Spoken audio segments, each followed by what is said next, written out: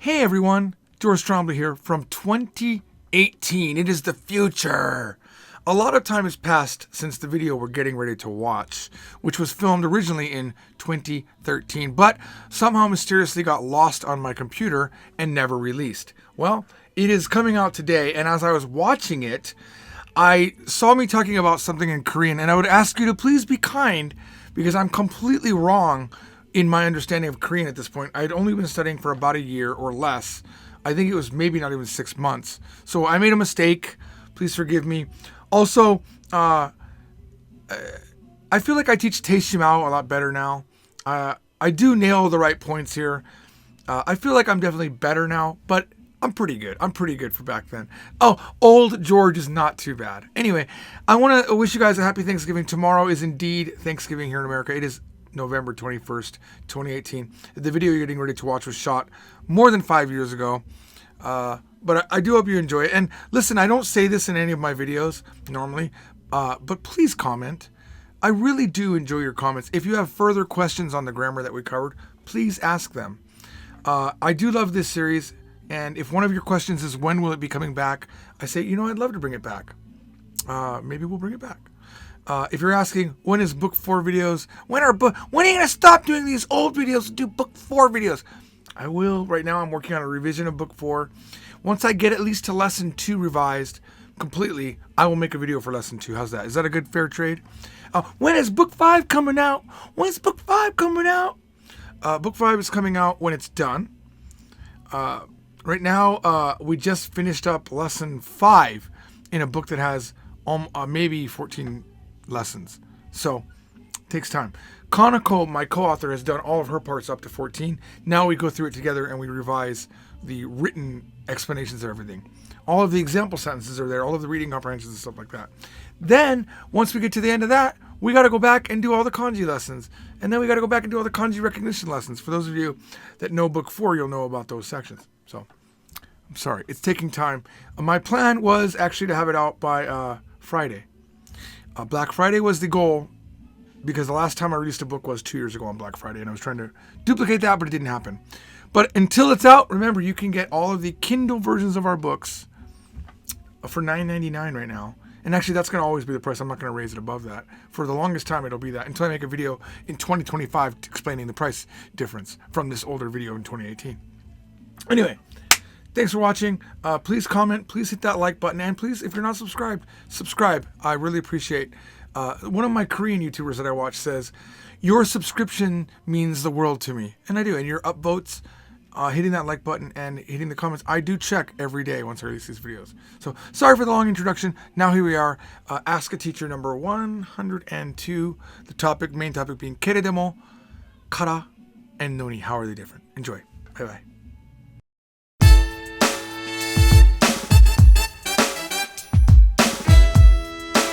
Hello and welcome to Ask a Teacher Live. This is Ask a Teacher Live number 102, where I do my best to answer your questions about Japanese after the Japanese daily broadcast. We have a ton of questions today, so I'd like to get right to them.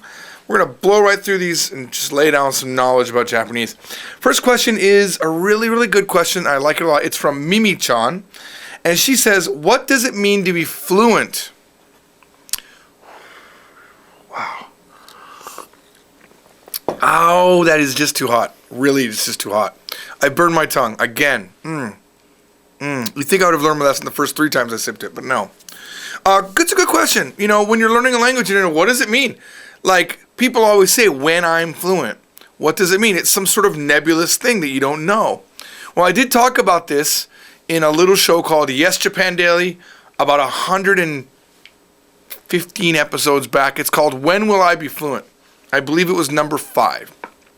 But I'll sum it up. What does that mean to be fluent? It means that you hear things and understand them. That's it.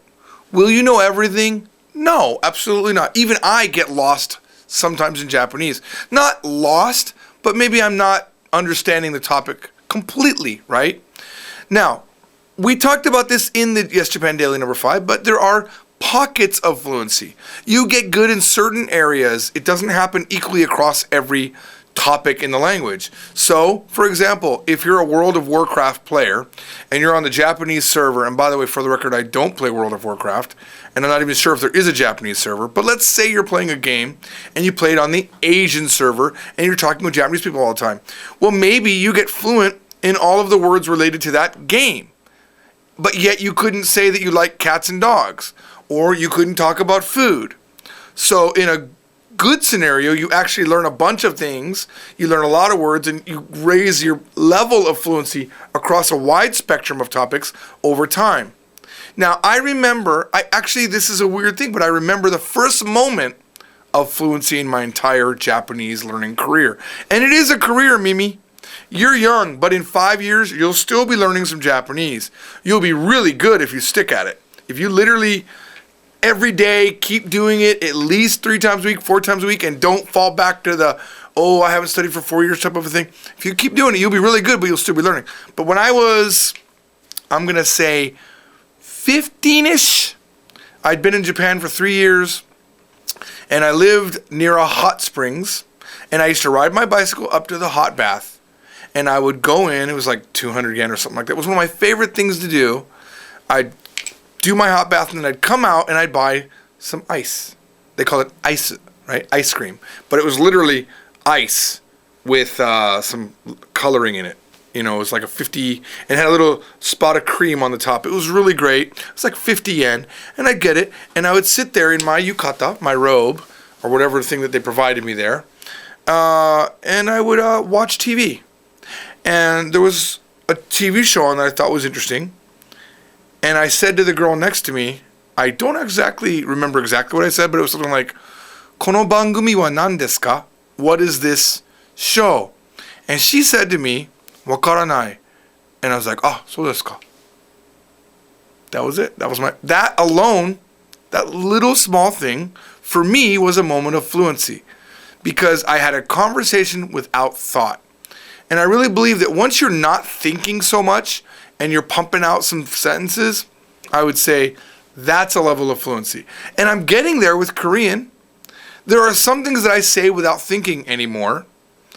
I'm not anywhere near fluent in Korean, but I'm getting more and more fluid, right? That's different than fluency, but fluid. Great question. Little by little, you build it. That's the answer. All right. Next question is by, how do I say this? Chaunch teaches. Chaunch or conch. It could go either way. How do you create sentences like, they said it wasn't interesting in Japanese? Right? So, omoshiroi desu means it's interesting. Omoshirokunai desu means it's not interesting. But how do you say, they said? Very simply, you take the adjective, omoshirokunai, and add to iimashita. Omoshirokunai to iimashita. This to particle is used to encapsulate a thought, an idea, or a thing that was said. And that's exactly what it's doing. It even encapsulates sounds sometimes. And when I say encapsulate, I just mean it attaches to the end of it. And then after that you say your verb. For example, I'll just give you another example. Omoshirokunai to iimashita means they said it's not interesting, but you could also have heard that it's not interesting by saying omoshirokunai to kikimashita. You could also say, I think it's not interesting. Omoshirokunai to omoimasu. And that's what that to does. And that's how you do it. Very simple. Thank you for the question. Grimners said, I learned this from anime first. Hanase! Meaning let go, sort of. But when I started learning Japanese, I was also taught that to talk is, hanase. It's actually hanasu, but I know what you're going with. To talk is to talk, right? Is hanasu. And to let someone go is hanasu. Or to let it go. And I know it's not uncommon for a word to mean two things. So what about that? Well, it's real simple. You're right. There are two verbs. One is, they're both read hanase. The top one is a conjugation of the verb hanasu, to speak, and it means talk. Hanase. Maybe you captured a spy from the other side in a war, and you got him in a chair, and you got a hot light on him, and you're like, hanase, talk, right? Then maybe he says, in response to that, Wow, that's kind of a cool scene if you think about it. He says, Hanase! Let me go. Which comes from the same exact verb, right? Hanasu, just different kanji. Look, you'll notice that the kanji is different. And let's do that scene again. Ready? Hanase! Hanase! Wow. Fascinating. Thanks for the question. All right. This is a question from Maz. I would like to know about the usages of the sentence connectors kara, noni, and keredomo. When to use, etc. Well, I'm going to give you the crash course. I'm not even going to give long explanations. I'm going to give you the short version, and I know you'll be able to figure out what to do with it after. Here we go. Ready? First one is kara.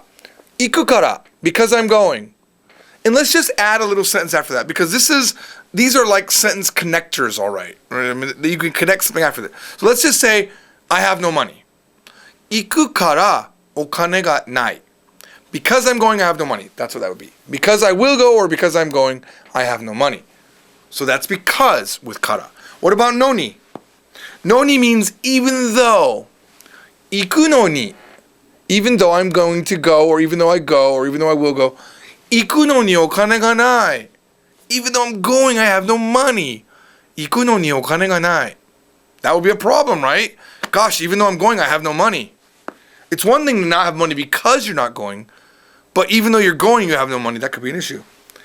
Iku keredomo. And by the way, I typically don't use keredomo, although I think I said that once and someone showed me like 5 videos in a row where I do. A shorter version of this is iku kedo. It's but I'm going. Iku kedo or iku keredomo okane ga nai. I'm going but I have no money. See the difference? Kara is because, noni is even though, and keredomo is but. That's it. Thank you for the question. Next one is from Unko-kun. This is probably the toughest question today because he couldn't come up with examples of when this was happening. But he says, I think I'm misusing the shimau ending after a te conjugation. Can you tell me when I should use it? Well, we talked about this in a prior, either Ask a Teacher or Yes Japan or Daily. I'm not sure when we did it. But the te shimau, for example, is used like this. Tabete shimaimashita. I ate it, right? But it has the nuance of, I couldn't control myself, I ate it. There's a sense of regret. And a lot of times that tabete shimaimashita becomes tabechatta, all right? But perhaps, and this is what Unko was telling me as I was trying to get more out of him, he says he's using it for a sense of regret. It doesn't really totally convey regret unless you're sort of, you have the right intonation. And it doesn't, it's almost like, haha, I ate it, haha. It's not like I ate it, and I killed him, kuroshichatta. You wouldn't say it then. That would be like, what would that be? I don't even know. I don't know. But teishimau is more of like, I did it, I didn't want to, but it happened. It's sort of, I think sort of is the way to think about it, shows regret. But it doesn't necessarily mean regret. And you did say that you were getting funny faces when you used it. And that's awesome. I think what you're doing is great. You're taking a new grammar. You're trying it. It's exactly what I'm doing in Korean. It's exactly what I did in Japanese. And that's exactly what each one of you should do. When you learn a new grammar, pop that bad boy into existence. See what the Japanese people do. And that will be your teacher. So now you need to ask Japanese people. You need to ask them, Itsu teishimau tsukaimasu ka? Ask them when they use teishimau. Now, I'm just thinking for a second when I use it. Okay. Let's say that I was with a girl here in the office. Wow, that seems really creepy. But let's just say I was. And she was really cute and I was sort of smitten for her. And she left. I could say to myself, Ichatta, she went. That's sort of the regret. It's not the regret that maybe you're thinking. It's like, she went. Right? Or, zenbu nonjatta. I drank all the honey. Zenbu nonjatta. Or nonde shimaimashita. I drank it all the way to the end. I drank it. I really couldn't help myself is the nuance. And remember, nuances are sometimes not easily translated. So, I would say keep experimenting. I really can't help you beyond that unless you give me some if you can give me some exact conversation, I could probably analyze where it went wrong or why they feel that it doesn't work. Thanks for the question. Next question is from William T. Can you quickly go over your process for studying dramas? Like, do you write down every word you don't know? And what do you do to enforce new words and grammar? Do you write all new words and sentences? Use flashcards, etc.? No way. It's a good question. It's an excellent question. So I'm studying Korean, and I talk about how I watch Korean dramas. But I don't. What I do is I watch. And by the way, I do watch with subtitles. And I hear something over and over again because it happens. There are patterns in language. And then I will take that thing that I've heard over and over again. If I've heard it for the third time, I go and I look it up, because if I've heard it for the third time, you know it's used a lot, right? Then I'll go look it up. I'll pause the drama and I'll go look it up. And for Korean, for example, it's really hard to figure out how to type what they're saying, even if I repeat it over and over again. Like, there's a lot of variation about what it could be. So I'll go, and by that point, if I've heard it enough, I have a feeling of what it could mean because I'm looking at the English subtitles. So if I can't type it and look it up, I'll look it up in English, or I'll look it up what I think it is in Japanese. And then if I get something that's exactly what I thought, then I have a document called, I literally have a document called Korean I Learned from Dramas. And I put the word in. Now, typically the words that I put in are really good. If I find a real weird word, I don't use it. I'm not going to look. I'm not even going to add it, because it's sort of a waste at this point. So then, once I know that word, now I sort of discard it, right? Because I'll hear it over and over again. Now other words start to stand out that I don't know, and then I'll look it up. I don't put every word. It's exhausting. And I know my limit when I'm learning. So even when I'm with my Korean study partner, sometimes I'll ask, well, what's that? And they'll give it to me, and I'll go, okay, you know what? Today, no, I can't do that. Because I'm focusing right now on, even though you're cute, even though, no ni, which I believe in Korean is igi demune, right? Something igi demune, even though, right? And then I'll focus on that, and then I'll try to use that over and over again. That's how I do it. I don't make flashcards. I do make flashcards for some things. I think that was more early on I did that. Now that I know a little bit more Korean, I don't, and I know it's for you guys it's Japanese, but once you know a little bit of Japanese, maybe you can move away from flashcards. Maybe you can just start. One real thing that I do in my head a lot, I'll end with this, is I repeat it all the time in my head. And I work out the sentences in my head over and over and over and over and over and over, automatically.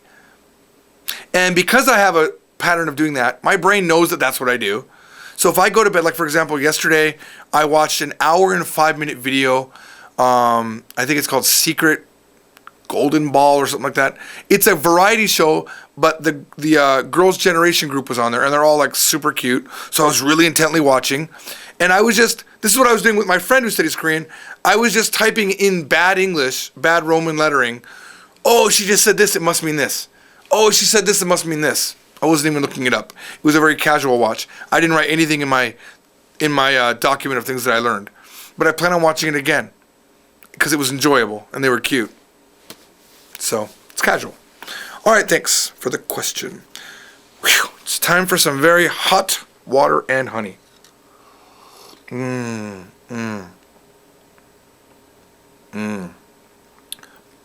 That's good. It's good stuff.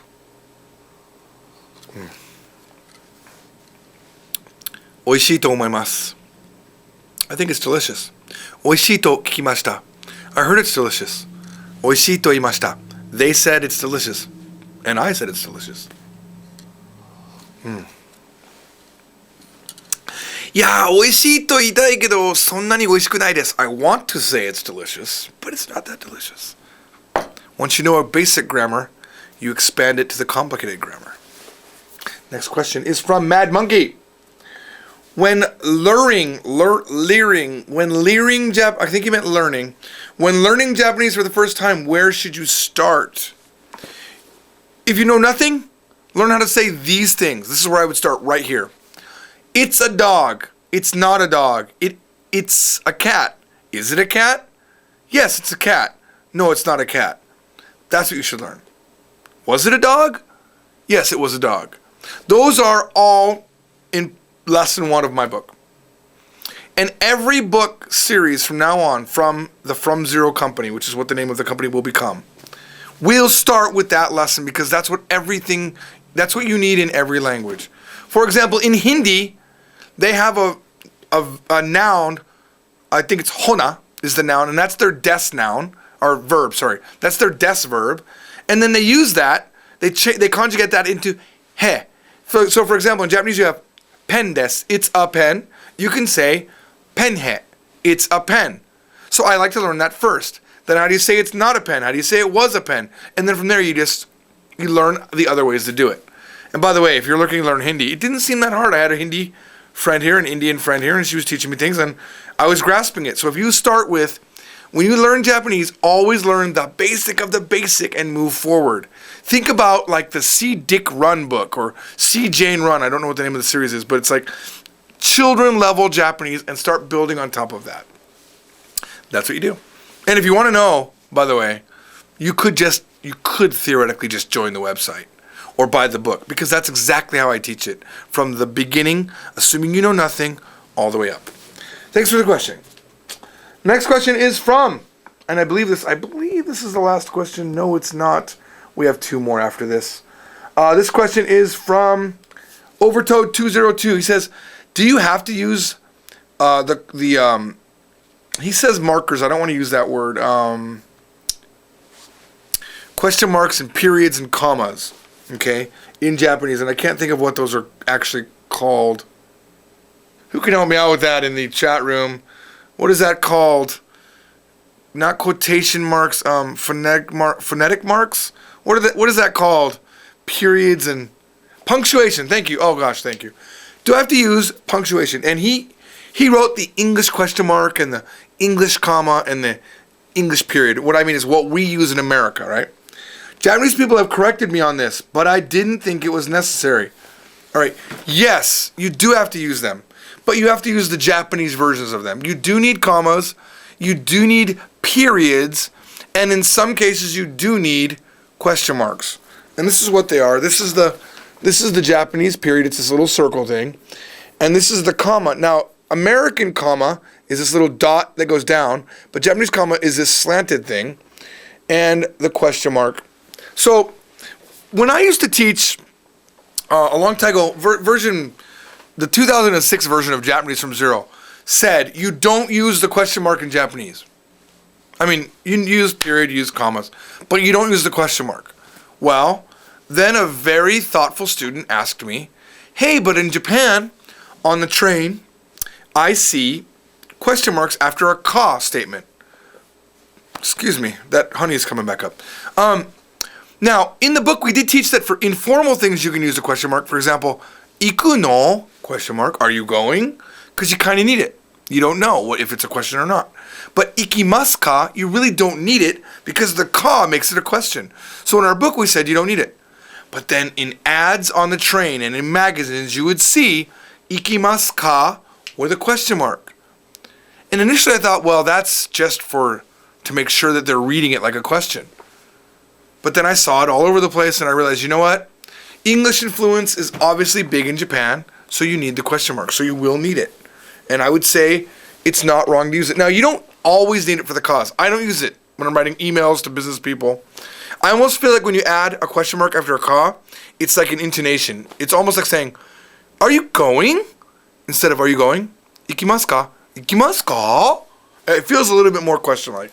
So yes, you do need them. Sorry, it would be easier if you didn't, but you do. Good question. Next question is from Taichi94. He says, hey George, I'm confused about some of the Japanese words, like atsui, meaning hot. They have the same meaning when hot to the touch and hot to the feel? Yeah, this is a problem, right? So when something's cold outside, you say it's samui. When the weather is cold is samui, right? But when you're touching something that's cold, you say tsumetai. But atsui doesn't do that. Atsui is both. I mean, like, it's atsui, and it's hot outside. So that could be a little bit confusing. There are other ways to say hot/warm. There's atakai, but it's still to the touch, and it could be atakai outside, also warm. So sorry for that. For some reason, samui and tsumetai are unique, whereas atsui works for both. Thanks for the question. I believe this is the final question. Eigo Plant says, Could you explain だって? I know て, little tsu te, is usually followed by a dot, means a quote. But sometimes I see it at the beginning of a sentence or something. So this is what he's talking about. See his question. You see だって there and て followed after a da. So let's say I said these are, what are these, right? これは何ですか?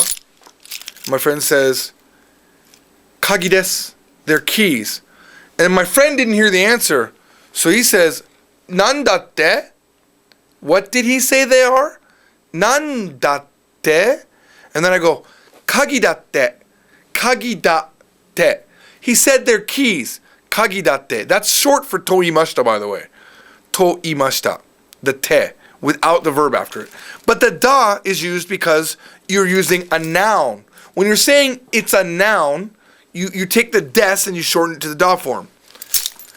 蜂蜜だって. He said it's honey. 蜂蜜だと言いました. He said it's honey. You must have the da in there, right? But what about date in the beginning of a sentence? That's a little bit confusing, right? Because at the end of a sentence, it's always like a he said, she said, they said, right? Or I said. Like, let's say your friend, hey, what are those? Kagi da yo, they're keys. Nani? Kagi da yo, nani? Kagi datte. I said they're keys. And I'm trying to get my point. Kagi datte. I said they're keys. But what about at the end of what about the beginning of a sentence? Datte. That's a totally different meaning. It's totally coincidental. It just means, but, and you're getting ready to say something in disagreement. だって、鍵じゃないよ. But they're not keys. だって, I don't know, what would you say? Like, for example, それは, wow, I was gonna, okay, let me think about this. Wow. それはコーヒーですよね. That's coffee, right? いや、蜂蜜だよ. 蜂蜜と水だよ. No, it's honey and water. And then my friend can say, だってコーヒー入れた時見たんだもん. Yeah, but I saw you put coffee in there. だってコーヒー入れたの見ましたよ. There's all sorts of ways to say that. But see, he's getting ready to disagree with me. だってコーヒー入れたでしょ? But you put coffee in there, right? And then I might go, yeah, but I drank it and then I put something else in. そうだけど, yeah, that's the case. でも全部飲んで、それからまた水と蜂蜜を入れたんですよ. See how that works? I certainly hope I've answered your question. They're two different things, unrelated, and I can see how that's confusing. But I'm glad you're hearing that. It means you're listening to a lot of Japanese, and you're going to get better. And the next time you hear datte, you're going to know it means but. If you'd like to be involved with our website, you can, of course, join, get a free account. You can join and get a paying account. Either way, you'll have access to a lot of different things. If you'd like to submit a question to me and you're not able to attend, you can upload a video to yesjapan.com/upload. You can also follow us on Twitter to know, wow, I just spit really huge because I'm excited. You can follow us on Twitter if you'd like to know when we're doing these live streams. We typically announce a few hours prior. You can follow us on Facebook. You can subscribe to our YouTube channel. Please subscribe to our YouTube channel. It's very sad that we don't even have like 10 million people. I don't know why. I mean, we should theoretically have 10 million people subscribed. And also, we do have a free podcast that doesn't require membership anywhere. All you have to do is look for Yes Japan Podcast, and you will be directed to our link, and videos will be automatically downloaded to your mobile device. Thank you for coming to Ask a Teacher. I hope to see you all on the next broadcast. Bye-bye.